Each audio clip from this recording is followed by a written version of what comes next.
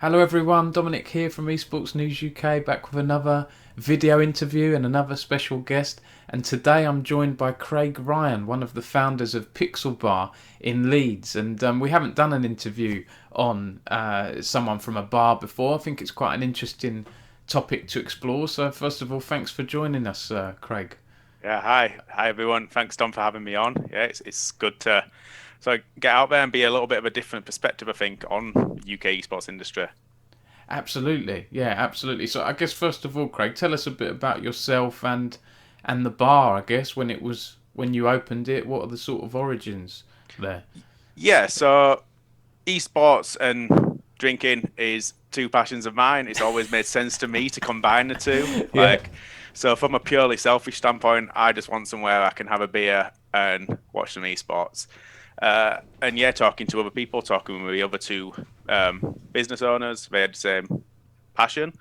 It made sense to us that more people would have that sort of passion as well. So back in mid 2019, we started looking around. I think I spoke to you back in 2018, actually, Yes, I think and you picked did. your brain a little bit about it. Back then, I was looking at Leicester, and yeah, eventually a perfect opportunity came up in Leeds. We went for it, and October 2019, Pixel Bar Leeds opened up. Amazing start. Went really well. We had month on month growth. Christmas went really well for us, as it does in the bar industry. But then in January, we found that we'd made a higher revenue than we had in December, which is a bit crazy. And then February, we made more money again. And we're like, hold on, like the name's getting out there, the brand's growing. We're really onto something here. And then obviously March 2020 hit. COVID restrictions, lockdowns, and yeah, everything sort of dropped off a cliff at that point. But we'd sort of got enough, about 5.5 months we'd had given us enough sort of data to be like, no, we're onto something good here. Mm. So we doubled down. We took out some hefty loans. We sort of could have cut our ties and said it was a nice try, but we really believed in what we were doing. And then, yeah, we had that brief window, July to November, where we reopened. Again, things went okay for us, but we were heavily restricted. Mm. And then, yeah, since we reopened in May 17th, things have just been going great.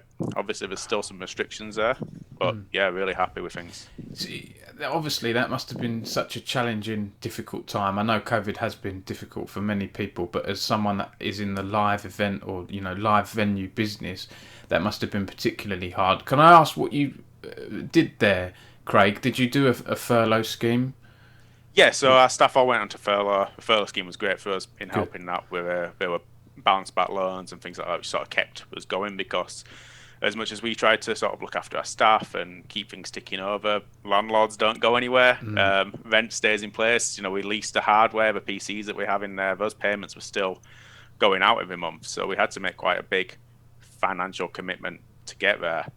And yeah, as a bar, like it's put one arm behind our back essentially in what we can do in terms of events. We can't host live esports community events because we can't be sticking person from household A against person from B on a sofa or next to Mm. each other on the PC chairs. It's just not COVID secure for us to do. Similarly, with viewing parties, we've had to really cut restrictions. We did host something for Worlds 2020 in November, Yeah. sold out the bar, but it was I think our capacity is about 70 people, Mm. which post COVID would probably expect about 150 people in there. So yeah, it's really tough, but it's been equally tough for the entire hospitality industry. I think it's everyone's done really well to sort of ride it through, and hopefully, like all businesses, whether esports related or just traditional brick and mortar pubs, like we'll get Mm. through it once restrictions left. For people interested in knowing, how do you operate esports tournaments then, given the COVID restrictions? Is it online? Do you have some people playing from the bar? So we've put them on hiatus during COVID. Okay. I think we ran a couple online events and things, but there's bigger organisers out there already doing online events, Yeah. and we didn't quite have the brand. We'd only really been trading for 5 months. We didn't have a brand behind us or the Mm. finances to really push it. So yeah, the way it works in a perfect world is that we run monthly several tournaments a month. Usually the bigger ones on Sundays to guarantee that most people have that day free. invite teams down. So let's, for example, use one of our League of Legends events that we did. We had 8 teams come down to the bar, play it out in a single elimination bracket, and basically it takes 7-8 hours. They all have a great time, whether they go out in the first round or not. It's not so much, it's not about being the best out. It's about having a good time, maybe having a few pints to commiserate or celebrate after your games, and just get in with a good community spirit.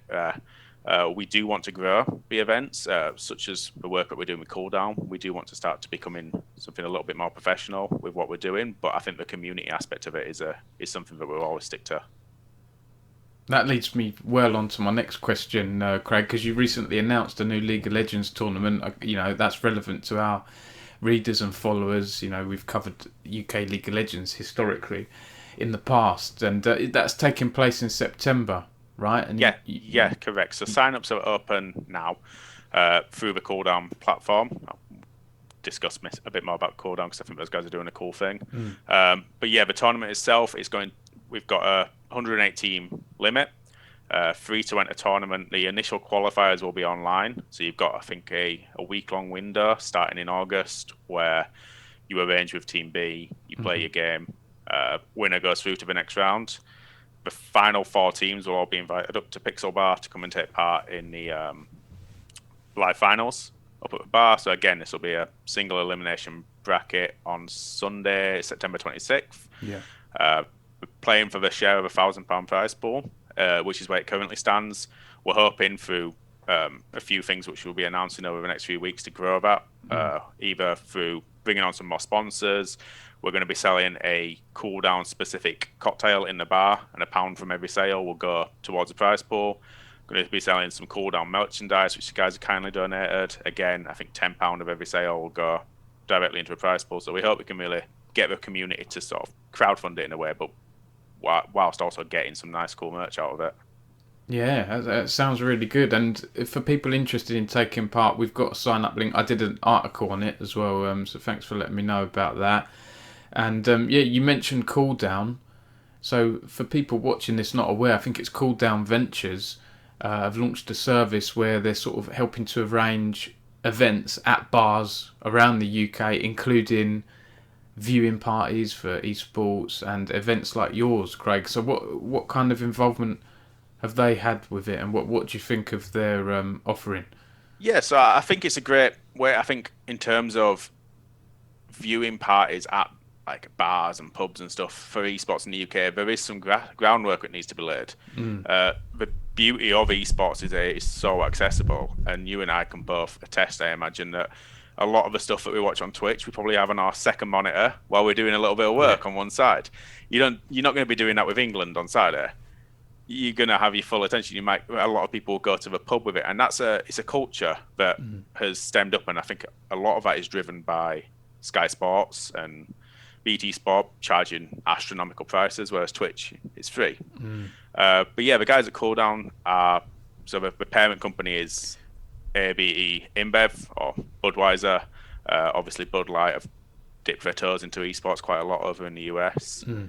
And for them, it's about driving that culture change. It's about saying, hey, you can watch it at home, and that's great, but it's so much better with your friends, with a few drinks, cheering them on in a venue. And yeah, I think it's a really good concept, especially for us, where that's what we're trying to do on a local scale. Those guys are trying to do it on a national scale, and to also help your more traditional pubs find a new revenue stream, particularly when it's international events, so such as World's Finals, which have been hosted in China. So you've got a Sunday morning live event.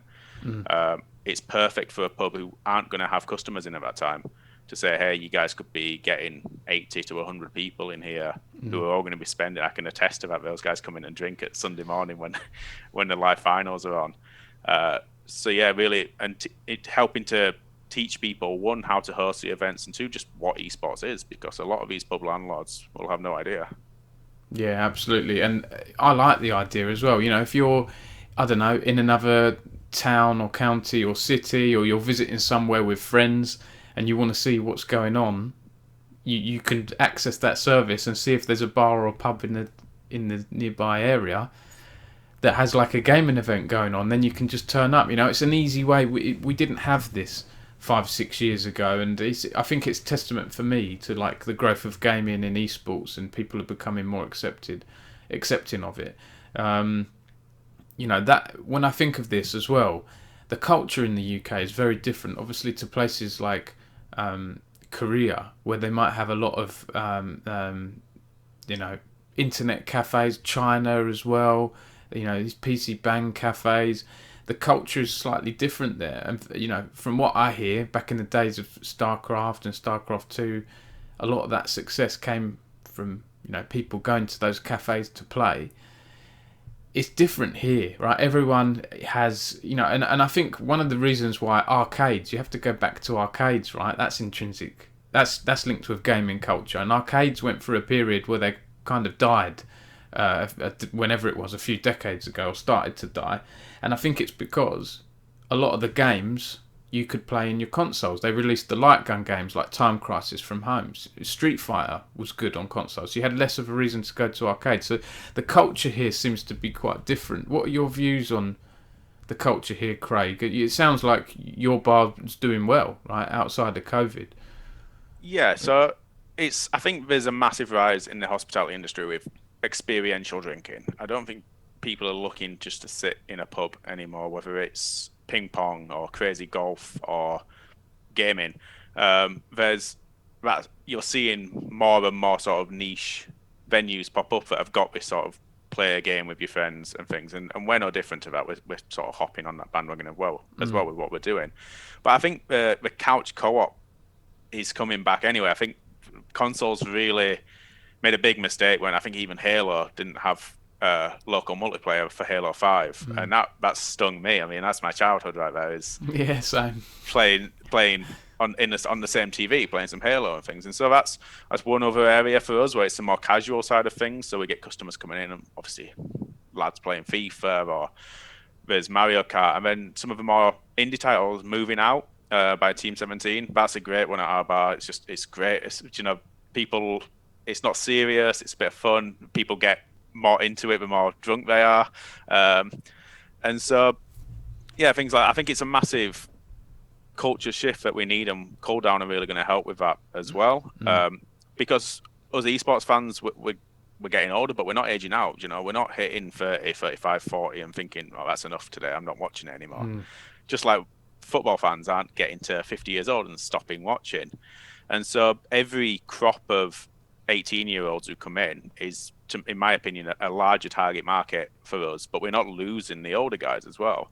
So we want to be essentially the foundation for us right now. If we just focus solely on gaming tournaments and viewing parties, we couldn't run a city centre venue. It's as bare bones as that. But we want to be there for when it is financially viable to do that, to have the LEC blasting out on a Friday night across the entire venue and the whole 150 people cheering on. But you've got to lay the foundation. You can't expect to just swoop in when it's popular enough. Like, someone has to be there. Someone had to build the grassroots football pitches to get the Premier League to where it is. For me, that's one of the great things about esports, is that it's community focused. When I was growing up playing games, that gaming tournaments were rare, right? There was a few in my local game shop, but it was very different back then. The culture around League of Legends, Overwatch, Valorant and so on, they're team-based games, so you have to play with other people. So they encourage you to play with friends and meet up and play other teams and so on. So for me, that may be why the culture's shifted slightly. Gaming was very much, I'd be happy to play indoors, play a Final Fantasy by myself. I had friends that I talked to about that game, but it was different. Back then, as a teenager or late teenager, I probably wouldn't have gone to a bar to play games. I mean, I probably would have, because I liked anything that was gaming themed. But now that we have the teams, it's different, right? It's very social, and I really like that. I think so. We still don't have tons of bars in the UK. This is one I wanted to ask about, Craig, and I don't know if you can talk about this, but there was another bar. Obviously, you're in Leeds, Pixel Bar. There was another bar, Eden Esports Bar, and that closed a couple of years ago. It was a sudden closure.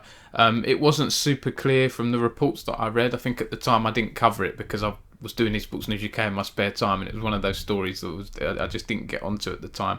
But some of the reports said something about noise complaints and other bits and pieces, which I was surprised by because I didn't think you'd get sort of super loud, noisy incidents at a No. gaming bar. But what are your views there? Are you still, a bit apprehensive about? So Eden's a very complicated subject. I was a frequent customer there. Like I Okay. genuinely, I had good things to say about the bar. I Mm. enjoyed being there. The staff were great.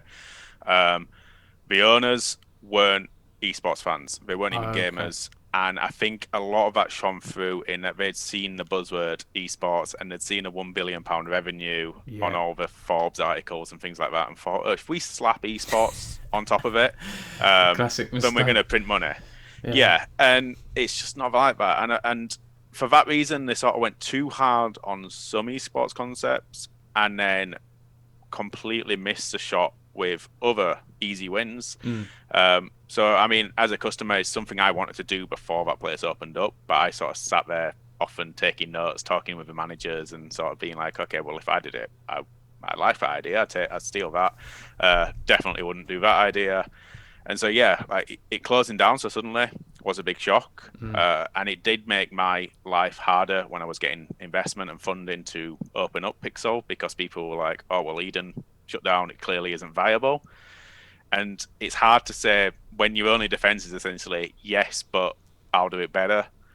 It's hard to quantify it. Do you know, Mm. on that, it's like, well, I was there, I saw what they did. I genuinely believe I can do something different.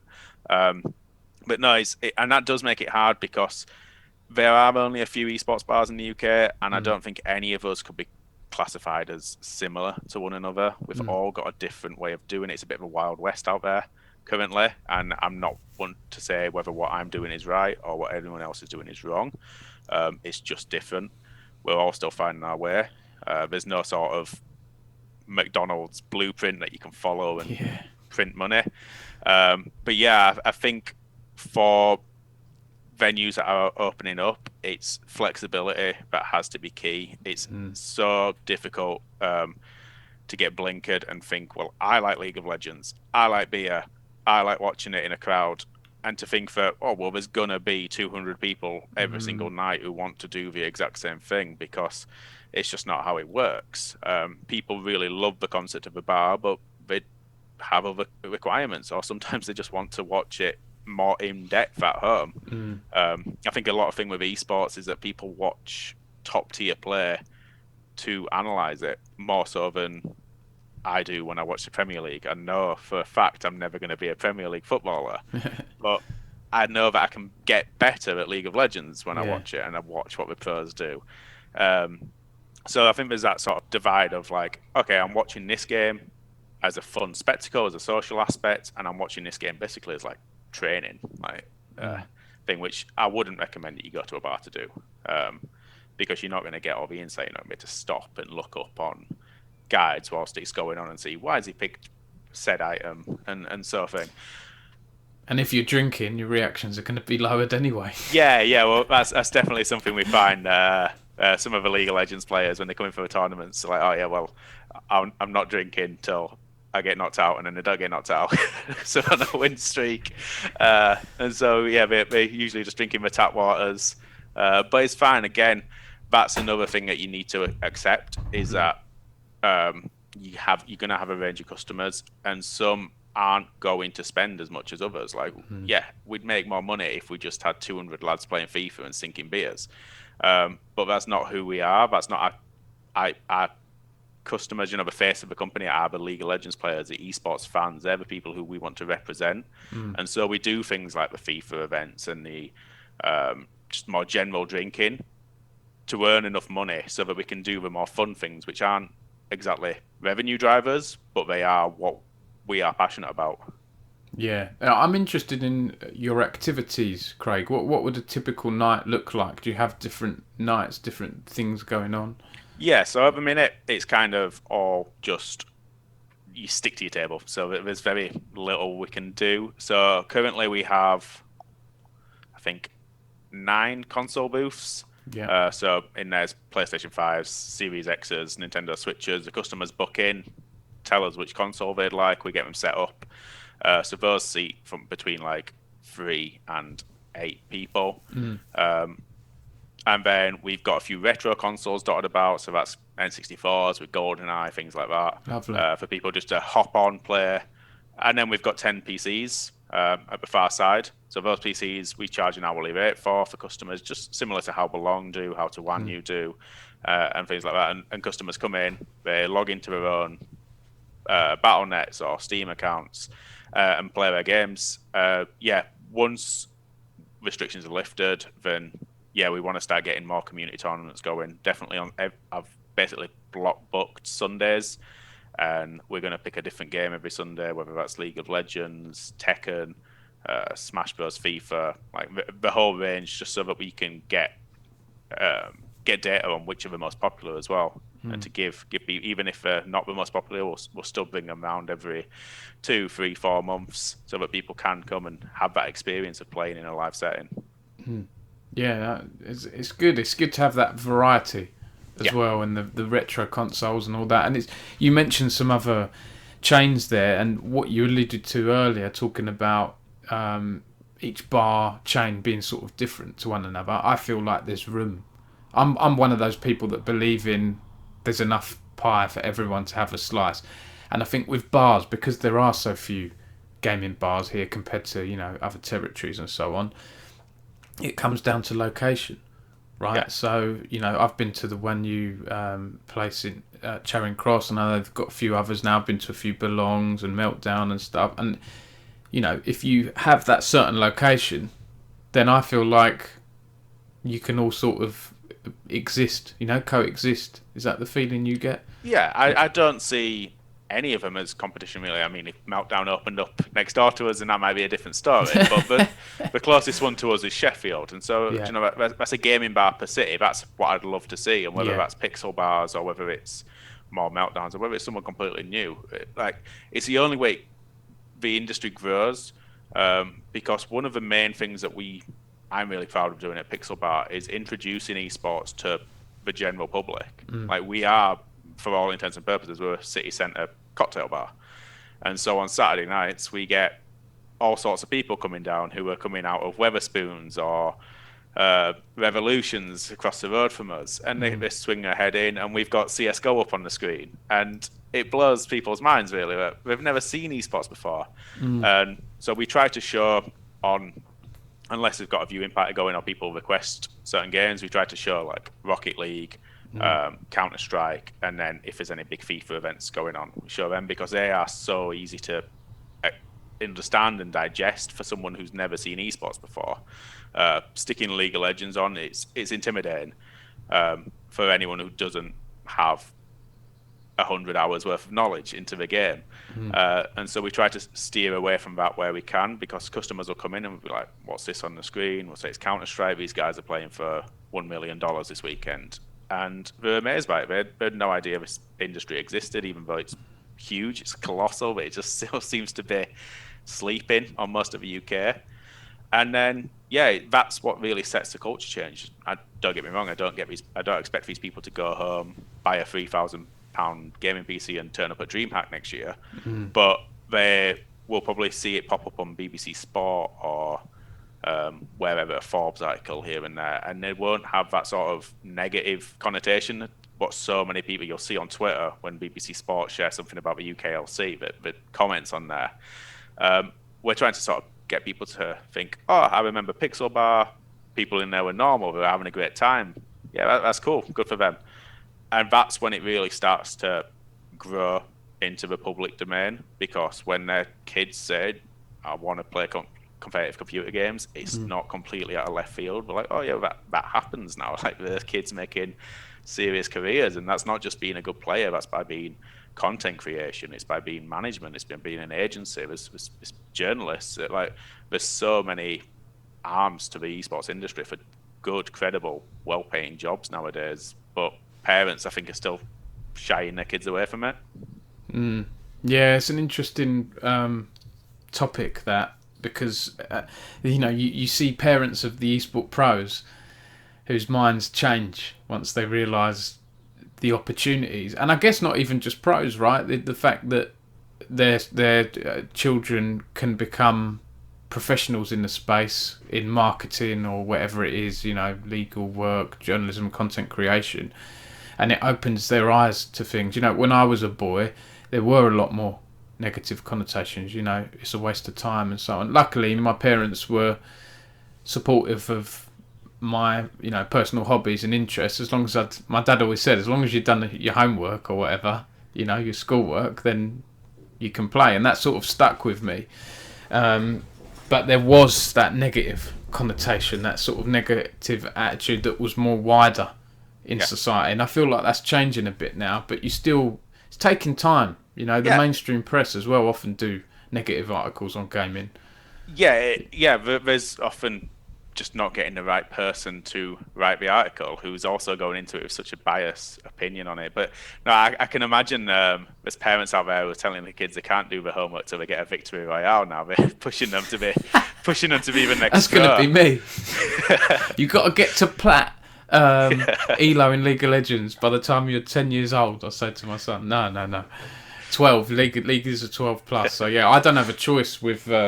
My wife is quite stringent on the age rating stuff, so my son, no League of Legends till he's 12, I'm afraid.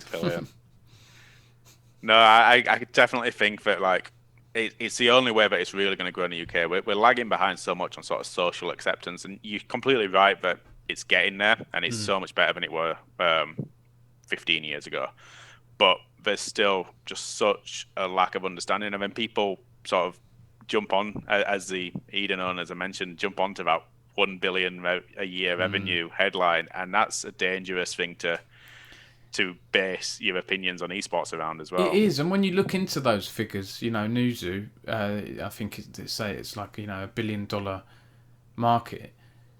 It's mainly the teams, right? That figure, when I've looked into all this, doesn't include everything in esports. Especially not wider gaming industry. It's mainly sponsorships from teams, most of that. Which, that's nothing to do with gaming bars and so on. I think there are some other things. They include ticket sales, merchandise, and a few bits. But there's a lot of businesses that figure doesn't include. It doesn't. And there's just, by starting out, you're not even privy to a slice of that pie either. It's tied up with the big organizations and the big publishers. So you can't just say this industry's worth, the fast food industry is worth X billion, but if I start selling burgers, it doesn't mean I'm going to make a lot of money. That's it. For me, the money is with the pro players, the good pro players, and the publishers. Yeah, the games companies. That's where the money is for me. But but hopefully we get more revenue streams and business models evolve. I think things are improving in esports. I think so, yeah. And I'd love for Pixel to be able to diversify away from just a bar. I think that we've got a physical location, Belong sort of do similar things as well. But I think there needs to be a much better grassroots push into teaching kids, not just this is how you win at X game, all the way down to the bare bones of this is how you should optimally hold a mouse, this is how you should position your keyboard. And I think that using a physical location like Pixel Bar and working with teams who are sort of focusing with an academy focus, so Guild Esports have got are saying a lot of things about wanting to really push the academy side of things. I'd love to work with those guys and use Pixel as a hub where they can come in during school holidays and really teach kids this is how you sort of set the foundations, just like we do with football summer schools. It's an analogy I often use is you look at the north of England, so Leeds, Manchester, Liverpool, how many Olympians and football players and rugby players does it produce? Like so many, yet how many top tier esports professionals have come out of the north of England? And you can count them on one hand. And the only difference in what it takes to really get there is infrastructure, coaching, support, like financial support as well. And yeah, I hope that venues such as Pixel and Meltdown and that can really start to offer that location for coaching and things. Yeah, I like those kind of events. I think there was a bar in London a few years ago that Riot used to do an event around its Clash mode in League of Legends. This was before Clash went through lots of problems and got delayed, but it was a really fun event. You know, they put people into teams. There was influencers there, journalists, XL Esports were there doing some coaching. You know, we got our VODs were analysed after the games, and we learnt how to improve and play as a team. And I love that kind of thing. It's a good opportunity for bars like yours to host events and to get involved with partnered, initiatives, I guess, and one-off events. Definitely, and that's a job for me once sort of the dust has settled. Now it's been so fast paced since we reopened. Obviously, we're still like manoeuvring around what the pandemic dictates as well for us. But I'd definitely like to work on that side of things. Again, going back to the football analogy, esports at the minute, you sort of go from playing in your bedroom to DreamHack, and there's no in between. Whereas a footballer, you don't go kicking the ball around your local park and then you're at Old Trafford the next weekend. But there's stages, there's youth teams, as you go out on loan, you play in League Two and you move the way up. But we don't have that infrastructure here, and stuff like the UKEL, UKLC are great coming from a league standpoint. But I think there needs to be more small events, such as like playing at a Pixel Bar or One U, where you get used to playing side by side with your teammates and in front of a small crowd. And yeah, we've not got DreamHack crowds, but it's a step up. 50 people making noise, cheering, booing, or whatever it may be, is a nice little stepping stone to when you do get to the big events. Yeah, definitely. Out of interest, Craig, I should know this really. What are your sort of opening hours now, and have they changed following the government rules? We open 4:30 weekdays, and then we're open till 1 a.m. every day. Friday, Saturday, that's 3 a.m. I think we intend to stay at that currently. We would like to push towards maybe lunchtime openings through the week to sort of get that more casual PC gaming crowd in. But currently, it's just not financially viable for us. It was what we first started off with. But yeah, currently we open at 4:30 for the evening traffic. Yeah, so they've completely opened that up now then, government. Yes, there was limits before, wasn't there? Yeah, there was a 10 p.m. curfew before, which was a killer. It really was. And just, in my opinion, not logistically feasible, because it just meant everybody was like piling into Tesco or into the same taxis to get home. So yeah, I'm grateful that we're sort of back to normal closing times. What's your food like there as well? And do you have any outdoor areas? No outdoor area, unfortunately. Yeah, that's something that we've not had the benefit of. But it's kind of okay because gamers want to be inside, so that the screen doesn't have sun glare on it anyway. So yeah, I can't imagine the security issues of sticking a PC outside. Yeah, that's a good point, actually. I don't know why I didn't think of that. But I mean, it'd be great to have a bit of outside seating just for people wanting a casual drink. But no, we don't have that. I mean, was there another part to the question? Sorry. Yeah, snacks and food, because I'm a snacker. You know, I need, if I go out, I need there to be snacks or food. we partnered with burger restaurant Almost Famous for the Leeds venue. So those guys they're based above us, and basically customers can order from their menu and they bring it down to the table, just table service. We also then just have tons of crisps and chocolate bars, and I mean we sell them at like corner shop prices, so it's £1 for a Mars Duo. We're not doing cinema prices on that because we just want people to. It's all like retro stuff, so Monster Munch, Skips. It's not fancy pub crisps. We want gamer snacks, Doritos and Pringles and things like that. So yeah, we've got a massive range of stuff like that, which we're not making money on, but it's just part of the theme essentially. Yeah, I see. And on the drinks as well, I know there are some bars out there that have lots of sort of gaming themed cocktails and shots and so on. What's your menu like on the drinks? Yeah, we're heavy gaming themed, so you can check out the menu on our website. So we're primarily cocktail led. So we've got 18 different cocktails, all inspired by different games. So we've got an Estus flask, we've got a Noggin Fogger elixir, we've got one Princess Peach and stuff like that, all the way down. And then our signature one is our Pokemon cocktails. So those ones are garnished with a Pokemon card. Oh, wow. depending on the flavor. So you get to choose your flavor, whether it's a strawberry or pineapple or elderflower, and that's pineapples garnished with an electric type, strawberries with fire type. And yeah, that's always a lot of fun for customers because we kind of just grab what's available, and that could well be a PSA 10 shiny Charizard. You never know. Probably isn't. Not a first edition. I'll probably pocket it, that one, if I see it. But yeah, we do. So we do customers sometimes get a shiny. It's in there if it just comes to it. So it's just a little bit of fun, and customers really love it. That's really cool. That's really cool. And in terms of events you've done in the past, or maybe before lockdown, have you done any events with esports? You know, have you had any meet and greets or players or teams that have done anything in the past? So we had some stuff lined up when COVID hit, which obviously then just got shelved, and I don't know if that's going to happen again. One of our League of Legends tournaments, Grant Raseu came up to it. Oh yeah, This is back Grant, back when he was at XL. Yeah. Obviously, he's now at Guild. Yeah, he came and casted the event. In fact, he was great. Oh, cool. Came up and casted it and sort of did a bit of a meet and greet and came in his XL gear. Yeah, we'd love to partner with more people. Definitely going forwards. I'm currently speaking with Leeds United for the FIFA side of things. So obviously they're in the Premier League now.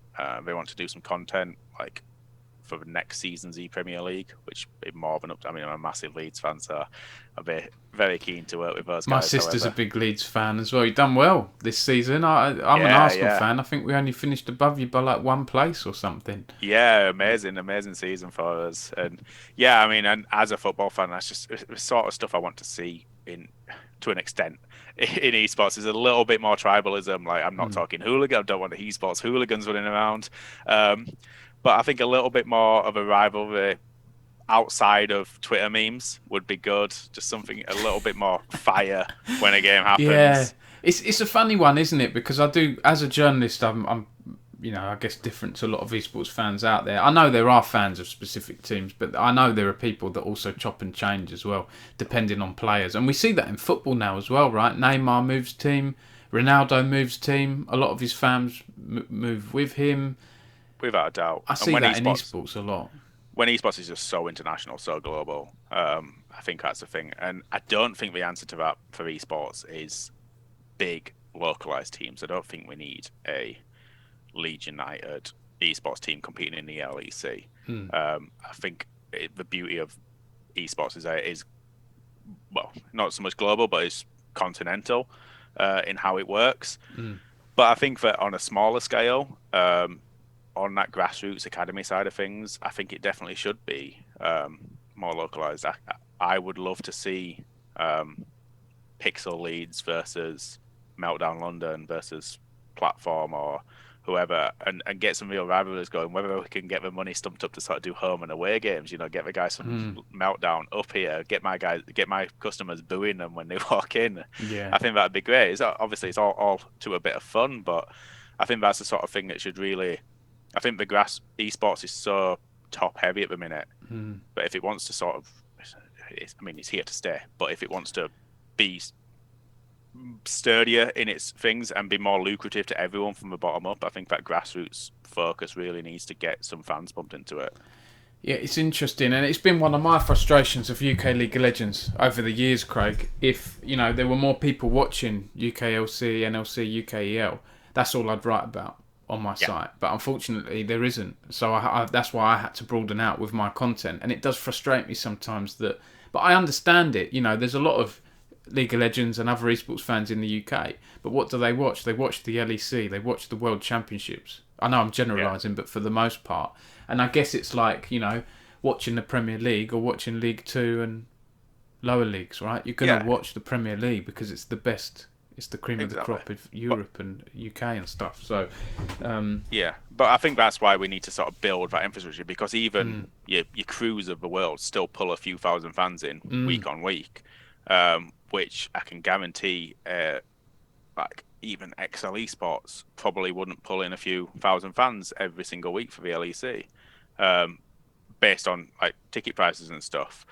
It would be a tough sell, and yet their global reach is way bigger than Crew Athletic, and so it's a tough one. And I think that is just a culture change. People are just so used to being able to watch it from home That and again, that's a great thing. And I watch 90% of my stuff from home. But I think once the option's there and people see how much fun it can be to go out, to be in a busy bar, everyone cheering it on, then that will continue to grow.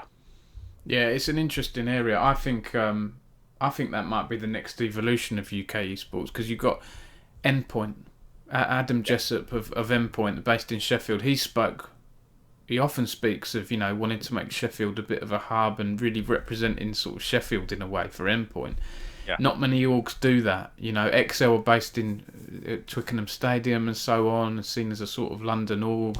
Fnatic have a London HQ, but I almost get the feeling that orgs are a little bit apprehensive to shout about their location because they have such a global following. I know, for example, Arsenal are based in London, but do people care? Do their fans in China care that they're based in London? I don't know. Like, it's a weird thing, right? Brands are becoming more global now. Yeah. So maybe that's the reason why they don't want to do that. But I'd love to see a bigger UK esports league in the future that maybe has franchise teams at different areas in the UK. Yeah. I think for teams, it's a great way to sort of increase revenue. I mean, outside of prize money and merchandise, you see obviously Face Clan and stuff are now huge, like fashion wear brands.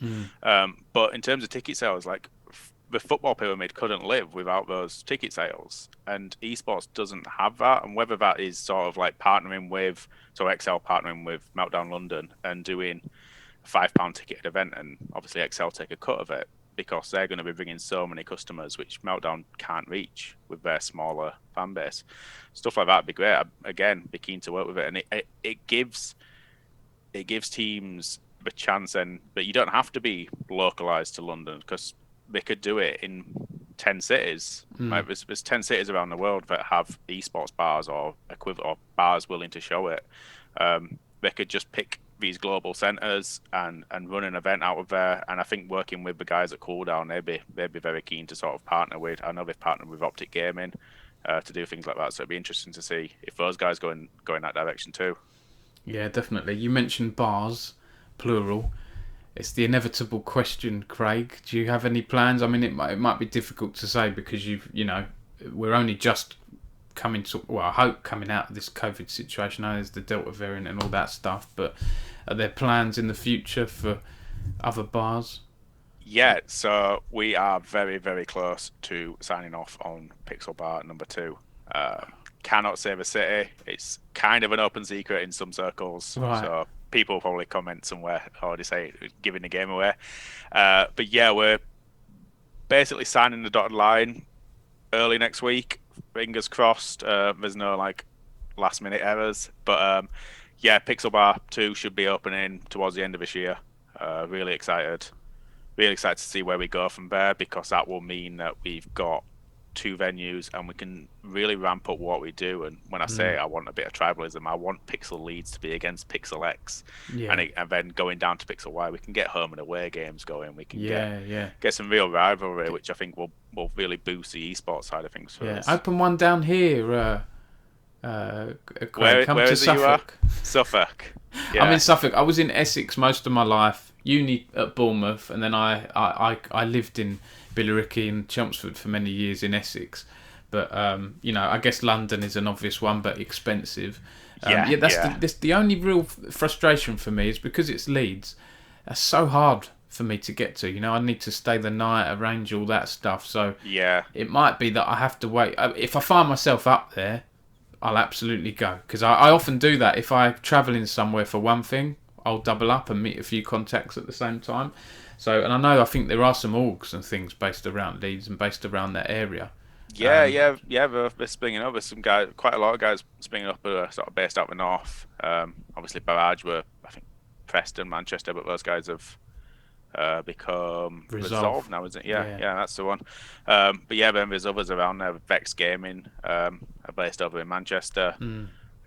But yeah, the dream would be sort of a UK-wide coverage, and we can have similar to what Belong have done, but we're much more of a social aspect to us than what Belong have got. And I think we can definitely coexist. But I'd love to be all over UK and then wherever it can take us. I think the premise works well. At the end of the day, it's PCs in a pub. It's not reinventing the wheel, and so it's hopefully we can have Pixel 3 and 4 and 5. And what are your thoughts on LAN starting up again as well, Craig? Because we've got Epic LAN, I think, taking place this weekend, depending on when this video goes out. And also, I interviewed Craig Fletcher at Insomnia last week, and they're hoping for like a sort of mid-October event. I guess the more events like that, the more that it helps you guys and other companies, because it makes going out a bit more accepted.